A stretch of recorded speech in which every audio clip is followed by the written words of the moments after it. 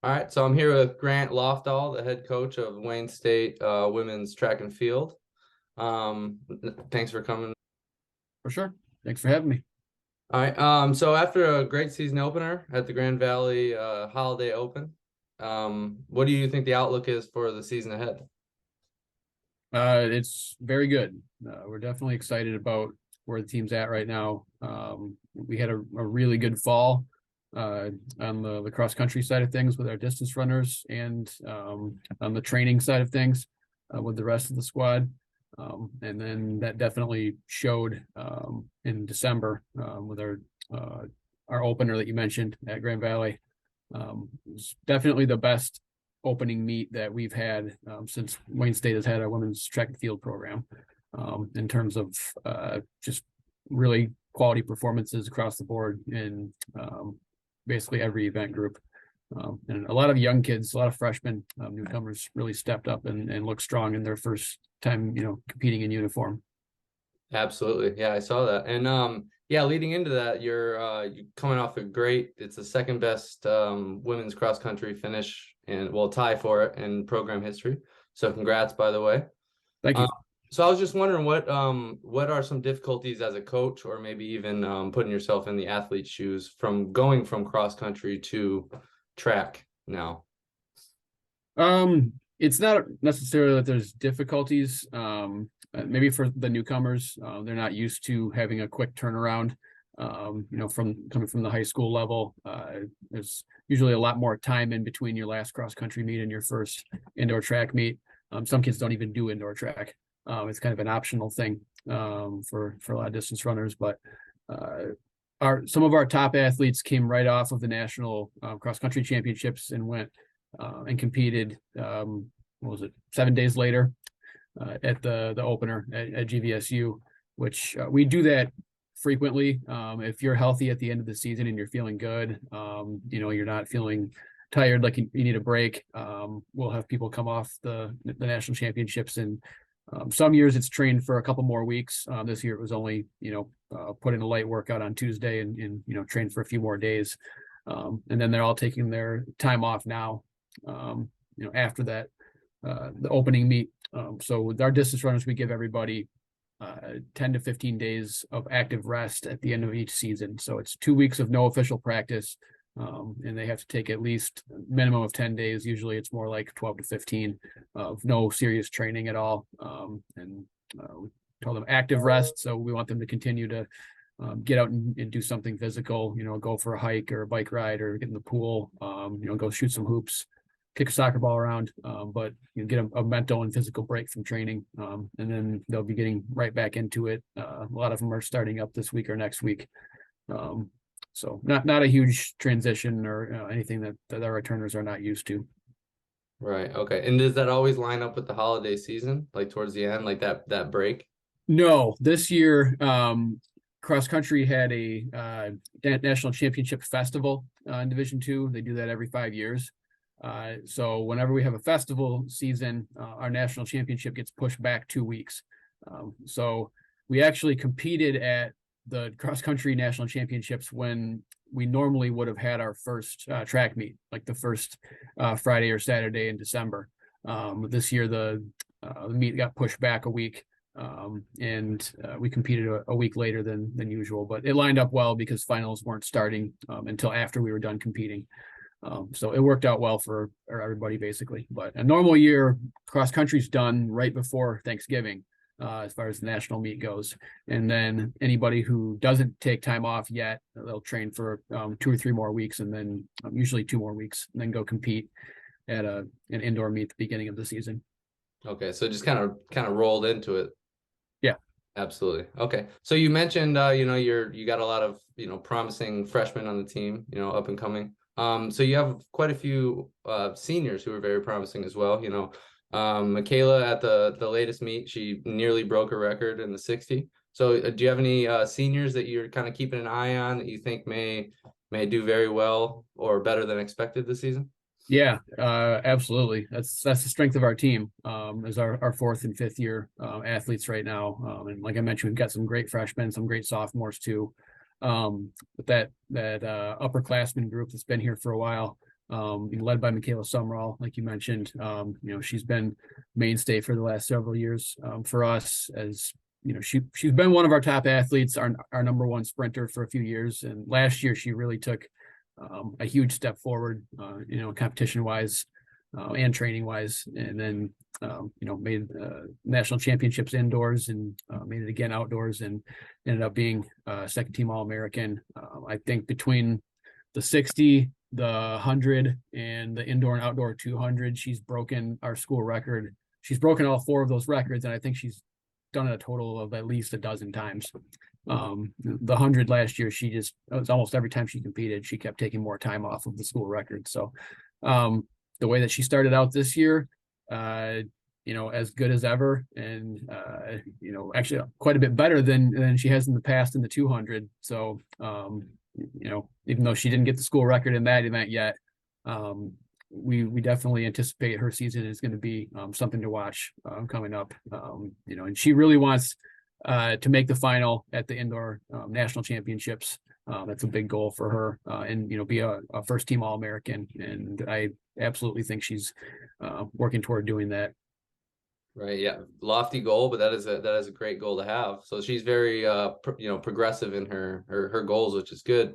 So as a team, typically there's a culture or a feeling, a personality. Do you think that this team has the personality to gravitate towards those seniors and those fifth year athletes to get the team going in the same direction?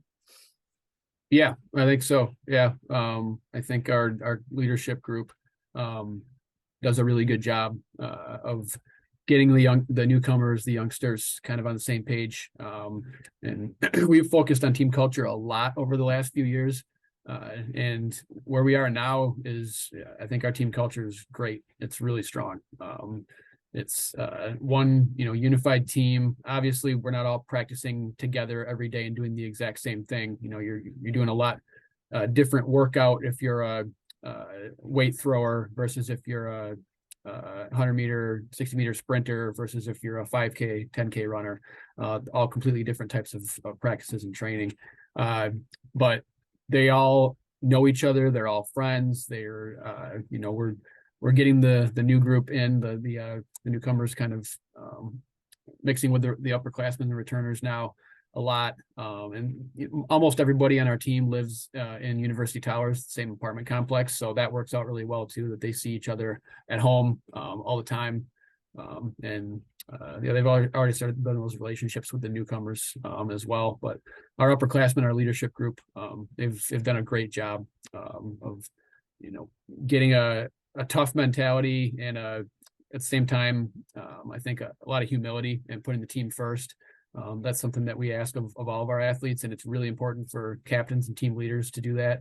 We mentioned Michaela Summerall already, Michaela Williams as well. She's a jumper for us. Has been our best jumper in all three of the jumping events over the last few years. She broke the outdoor school record in triple jump last year, and she's got some very high goals too, in terms of qualifying for a national championship and defending some GLIAC titles that she won last year. She's really hard worker and great attitude. Been another mainstay of our program for several years. And then Kaylee Flowers on the throws side had a great season for us last year. She hit a provisional national qualifying mark in the weight throw indoors, and definitely one of our leaders as well. And came out and hit a pretty solid mark, not too far off of her personal best and the national qualifying mark in that first meet, and weight throw as well. And on the distance side, our two returning track captains for distance are Charlene Urema and Thalia Christensen, who both competed at the national championships in cross country. They actually both made first team, or they made all region in our region, which is extremely tough. You have to finish top 25 in basically the second toughest region in the country, usually in cross. Charlene ended up not racing the first track meet. She was ready for some time off, took her rest at that point. But Thalia came out and had a big PR in the 3,000 meter run right off the bat. And that bodes well for her season coming up as well. that core group, and I could go on. We've got a number of other fifth years and fourth years who are doing some really good things too, and making a big impact moving forward into the season for us. Okay, yeah, it sounds really like they have a really tight-knit group here. So when I was doing some research for the interview, I saw that you were a sports writer for about 5 years. I Um, was. you were, yeah, in Grand Rapids, I believe, Yep. area. Yeah. So I was wondering if that experience maybe gives you a different perspective or helps you out as a coach, maybe to build that culture that you're describing. Um, yeah, it definitely gives me a different perspective. A lot of coaches have been an athlete in the past. Most coaches probably, were an athlete in the sport that they're coaching. So that's a perspective that I've got that most people have. But covering the sport from the outside, I covered high school sports primarily, a little bit of college, but a whole lot of different sports. So I got exposed to, football coaches and swimming coaches and hockey coaches, and obviously covered a lot of cross country and track and field also.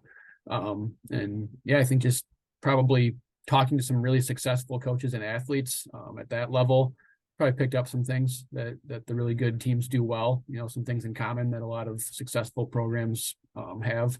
I mentioned that putting the team first and focusing how you can help your teammates and help others.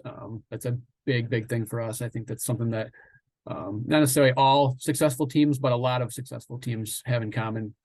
Something that we look for in the recruiting process too. And we're, trying to bring new talent into our program. We want the talent, obviously. We want people who are strong academically and are going to contribute to our team, in multiple ways. But the character aspect of it is really big for us. It's something that we take very seriously. And, that's part of the reason that our team culture is as strong as it is now. The last several years, the coaching staff that we've got, we've really, been focused on that and building a great team culture through the people that we've got on the team and the newcomers that we're bringing in, basically. So, it was interesting being a sports writer for a few years. I think 3 out of the 5 years I was a high school coach and a sports writer at the same time, which was kind of a fun career for a young guy to have too. But it definitely, I would say, gives a little bit different perspective. And sometimes I can help out Jeff Weiss and our sports info staff a little bit too, because I know what a good quote sounds like, and I know here it's great. I don't have to write the press releases and stories about our program. Other places that I've coached in the past, if I wanted to have a press release, that's especially one that sounded good, from someone who knows track and field. Sometimes I would have a big hand in writing those. But with our sports info staff at Wayne State, they do an awesome job. And it's sometimes just a matter of sending a quote or two over after a competition. And then we've got a great story up, within a half an hour usually. Absolutely. Yeah, that is a good spot to be in for sure. That having that behind you, especially not having that previously. Yeah. Yeah. So I saw when you first took the head coaching job, you were quoted saying you wanted to challenge Grand Valley for the GLIAC. Pretty good head start to that at coming on six seasons in your career. So I'm wondering what that really means to you moving forward as a Grand Valley alumni. We're getting there. We're closing the gap. As an alum, it would be it'd be a dream come true for us to be the team that knocks them off. They haven't lost a GLIAC championship in a very long time. I think it's between the men's side and the women's side, cross country and track, it's 21 years, maybe 20 or 21 Too long, years. some would say. It's been a very long time. So we always, talk about that with the team. We want to be the program that ends that streak. We haven't won a GLIAC championship on the women's side yet with track and field, because we've only had a program for 10 years. This is our 11th season of that we're starting right now, women's track. But we don't focus on any one program. We've got some outstanding teams in our conference. Saginaw Valley has kind of come along like we have over the past 5 years or so, and gotten better and better every year. So we've got a nice rivalry with them. Northern Michigan has a really strong program. Davenport also has gotten really strong in the past few years. So those are all great teams. But yeah, we took second at the outdoor conference meet last year, and that's definitely our goal going into the indoor season this year. Would be to move up from third at the indoor GLIAC meet in 2022 to be a top 2 team in the conference this year. And then, at that point, once we're the second best team in the conference, there's only one place to go. So that's what we're trying to do. And obviously it's not easy. If it was easy, somebody would have beaten Grand Valley in the past 2 decades, and no one has. We're the team that we think can step up and do that. So it's definitely a big goal for us over the next couple of years here. Absolutely. Okay, well, speaking of your big rival, Grand Valley, or sorry, Saginaw Valley, that's been building. Your next meet is on January 20th, with Saginaw Valley. Do you have any insight or anything that you're looking forward to for that meet? It's a big rust buster for us. The meet coming off of the holiday break is always kind of get the rust out, get back in competition mode. We obviously had the majority of our roster competing at the Grand Valley holiday opener. And like I said, we competed at a high level. And you might think people are rusty going into that meet because, our throwers and hurdlers and jumpers and sprinters haven't competed in quite a while since spring. But they've been training the entire fall and, doing some competition oriented things in practice to get ready. So they're usually sharp and ready to go at that opening meet. And obviously the distance runners who competed at the opener are pretty sharp because they're coming off of cross country season and competing a lot of times. So they're already in that mindset. But the meet after the break, so it'll be a 5-week break, I believe, 5 or 6 week break in between our first 2 meets. So that's always a matter of getting the rust out, getting back into competition mode, and getting everyone focused on what our goals are and what they want to achieve over the next 6 to 8 weeks after that, basically. And we'll have some bright spots. We'll have some good performances there. I think one thing that has changed for us over the past few years is in the past, the coaching staff would kind of maybe go into that first meet in January a little apprehensive, hoping that everybody is ready and, did the work over the holiday break and, is in shape and ready to go. Now we know, the vast majority of our team, they're going to do what they need to do over the holiday break, stay fit and, come back in January ready to go. So it's just a matter of, keeping everybody healthy and focused going into that first meet. And it'll be competitive. If it was a dual meet between Saginaw Valley and us, it'd still be pretty competitive. That's a lot of good athletes, but they'll have some other very solid teams coming in too. So yeah, I think we'll hope to hit a NCAA provisional mark or 2 right off the bat in that first meet, and then kind of go from there with the rest of the season. Absolutely. It's got to be reassuring to have that culture where you don't have to worry about the holiday meals kicking in at the end. Absolutely. Everybody knows what they need to do, and they'll do the work. Absolutely. All right. Well, thank you very much, Grant, for taking the time to talk to me. I won't be talking to you till after the holidays, so Merry Christmas and a Happy New Year. All right. Same to you. Thanks, Jesse. All right. Thank you. Have a good one. Yep. You too. Bye-bye.